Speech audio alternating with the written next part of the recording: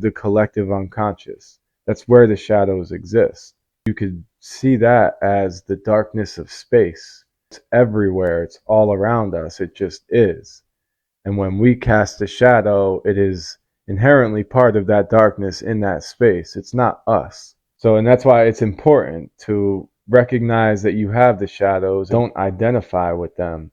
That's why the word integration is always used. You don't want to embody the shadow. You don't want to learn how to entertain the shadow. You don't want to embrace the shadow. You want to integrate it. There's a difference. The people who embody the shadows, that's a psychopath. That's the 3% of the population, especially the psychopaths that can't function in society. You know, the mass murderers. These are the people who someone pisses them off and they think about burning down the whole building and then they actually go and do it. That's someone embodying their shadow. But you want to learn to integrate it and find out healthy ways for you to do that. So that person who thinks about burning down the entire building, maybe he can go write an aggressive song in a creative way. Another great way might be to write something down on a piece of paper and then fold it up and burn it. You know, that's a way to... You said, so like you asked before, is the shadow negative? Shadows are not inherently negative. The darkness, shadows are the darkness. The darkness is a scary thing, but it's not good or bad. It can be good and it can be bad. Too much of it, when it goes unacknowledged, is a bad thing. Learning healthy ways to integrate it is a good thing. So, like I said, plants need darkness. Too much light will kill a plant. Same with us. So, no, shadows are not negative. They're necessary. They could be, like I said, our instincts. There are times when you said you feel like you're a great person. You're not perfect, but I feel like I'm positive for the most part. Yeah. And like I said, and Carl Jung said it, and I don't remember his exact quote, but the point of becoming your best self is not to try to become perfect. It's to become whole. And the only way to become whole is to integrate every aspect of yourself, including what would be deemed the negative aspects. But they're only negative when they're not acknowledged and they end up manifesting in negative ways. The young girl who is taught that she needs to be ladylike and prim and proper, she's taught to not question authority. Her parents might tell her, you know, it's not your place to say anything. So that girl might push that, you know, that assertiveness to the back. She might put that in her shadow. She might grow up to be a very proper young lady, but she might never learn how to be assertive. That assertiveness has become part of her shadow because she doesn't acknowledge it. But assertiveness is not an inherently negative thing. There are times in your life where assertiveness is necessary. And like I said, that young girl may grow up to get walked all over at her job. She might not know how to ask for a raise, and she might not know how to speak up to her manager when she's being mistreated at her job. Things like that. So, you know, but too much assertiveness, and if her parents never taught her to push that assertiveness to the side, if they never taught her to be ladylike, then she might just be this violent, angry woman that's full of contempt that can't even hold a steady job because she fights with everyone in the first week. Everything needs the right balance of light and dark, physically and psychologically. Too much darkness will kill the mind, but too much light, that becomes delusion. You can't ignore the bad. You cannot ignore the pain, the anger, the anguish, the stress. You can't ignore it because then you're living a delusion. And that's what a lot of people say to me when I try to preach positivity. They're like, oh yeah, you could just live in this dream world where everything's fucked up around you and you just got your head in the clouds, you know, and like your entire life could be falling apart. And that's true. You just want to find the most proactive and productive way to acknowledge the negative. You You don't want to identify with your shadow. You don't want it to be a part of you. You just want to know that it exists. It is not you. It does not define you. Just like your negative thoughts don't define you, but you can't ignore them. You have to acknowledge them. Anything that's negative in your life, you can't just ignore it. This whole time I've been referring to personal shadows, but it's not all personal. There's cultural shadows also.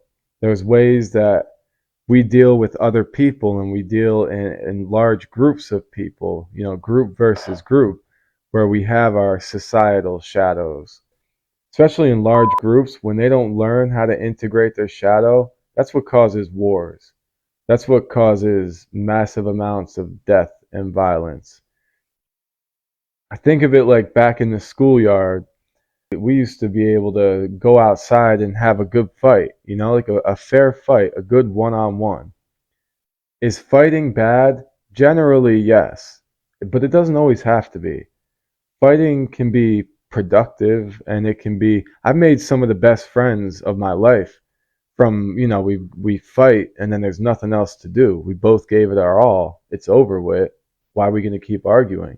Now we can be best friends. There's a mutual respect you find there. But fighting can be very bad when it's not put out there and acknowledged in a healthy way.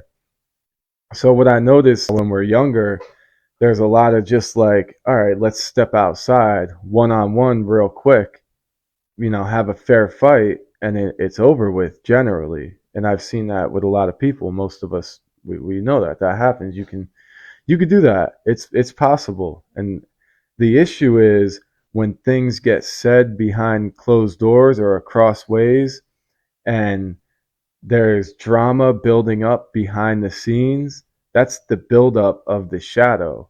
When you got someone who does, something small, he sucker punched you and ran, or he broke your window, or, he flipped you off from over there, or he said something to your girl, or and these back and forths that start to build up the shadow, and this is what causes massive amounts of drama. Then you got someone that wants to shoot somebody real quick.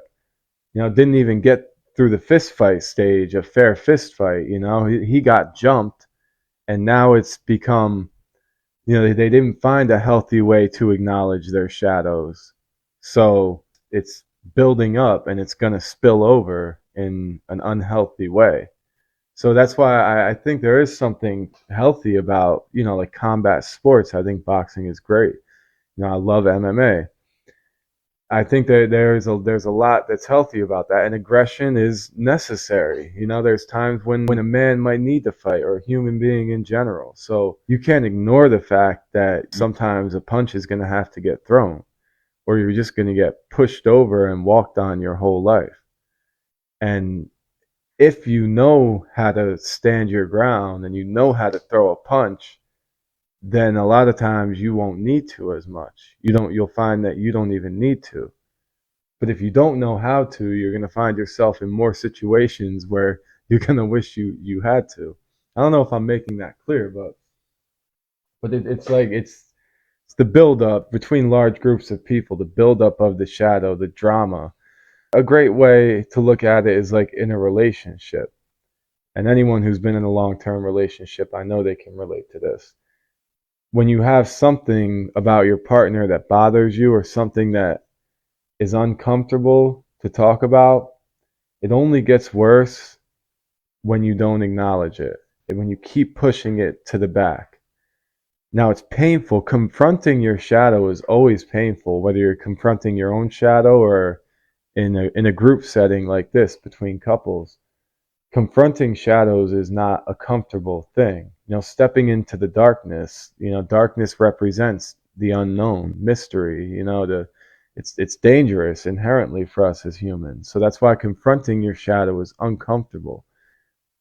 It might be really uncomfortable to bring something to your partner, to ask them about, or to tell them about, but it'll only get worse the more you push it to the back. That shadow will grow. Like I said, shadows feed off of ignorance. So the more you keep pushing them back and not acknowledging them. They're feeding off of that. You said you've been with Taylor for 22 years, but we talk, I was cut off, about everything, and we never fight. Well, but you haven't always been that way. And you've seen the repercussions of not acknowledging the shadows. I'm sure you can relate to that, and you understand that with Taylor even. Yes, now you've been together so long that you're comfortable enough to share your shadows, and in a healthy way. But I'm sure when you guys were younger, there were certain things that may have went on, thoughts that you may have had, or opinions, or things that you may have did that didn't get talked about, that only grow. And then when they do spill over and manifest themselves, it's usually in an unhealthy way. I know a lot of times, just in general, I know a lot of people can relate to it. It's like once you're arguing with someone, all of a sudden, all the opinions come out. It's like all of a sudden your partner might be saying something to you. You guys have gotten along. Now you got into your first real fight, and all of a sudden they're telling you all this horrible stuff about yourself. Like, oh, you got a gap in your tooth anyway, and you whatever. Like, you're fat, and I never really. And it's like, wait, you thought all of these things this whole time, but you haven't said it. Like, what? Why is it all spilling out now? Like, because you have they have that. You're acknowledging your aggression in this moment. It's built up over all this time, and they never found a healthy way to let it out. So it's going to spill out in an unhealthy way. Whereas maybe they could have acknowledged it. I know it's tough, but maybe they could have acknowledged it in a healthy way earlier that would be uncomfortable but less destructive and more healthy in the end. They could have told you to start working out at the gym. You can have that conversation with your partner if you feel like they're getting overweight. You don't have to, it doesn't have to come out in an insult once you guys get in an argument. Yes, communication. Communication, exactly. And that goes for couples, that goes for relationships, that goes for friendships, but it also goes for the relationship with yourself. And that's why when you're ignoring these aspects of yourself, you're not communicating with yourself. I mean, that's where I think demons come into play. I think demons reflect the shadow aspects of our cultures throughout history. And it's funny, all the different ways that demons manifest themselves. And I talked about this in the Angels and Demons episode, how the devil or Lucifer or the character of the devil or of demons often manifest themselves in these stories where you find a person that's in a battle of wits with the devil. I think most of us, at least we understand the song, "The Devil Went Down to Georgia," or the age-old term, "You made a deal with the devil." Those stories go way, way back into our history. There's always been something about that, and it's ubiquitous across cultures. Is the overall general theme is like someone thinking that they know better than this devil or this demon, and they're going to work out a deal with this demon, and they think that they're going to be able to outsmart him, but the demon is always 2 steps ahead. I think that reflects our struggle to integrate our shadow culturally and as a society. The story of Solomon was known as the wisest leader, and they say that Solomon summoned a bunch of demons to build his temple. You said, Lissa always talks to me about the devil and how I haven't been saved yet. Yeah, I'm not talking about that same devil. You haven't been saved yet by God. Right. Yeah. None of us have. Or I mean, I guess if you're alive, you could say you've been saved by God. If you're alive and healthy, then you are being saved by God. Yeah, no, I'm talking far beyond the biblical perspective here when I'm talking about these stories that I'm talking about, and Alyssa probably wouldn't like that, but it's true. They predate the Bible. This is way, way, way beyond Christianity. Christianity is one recent lens to view it through.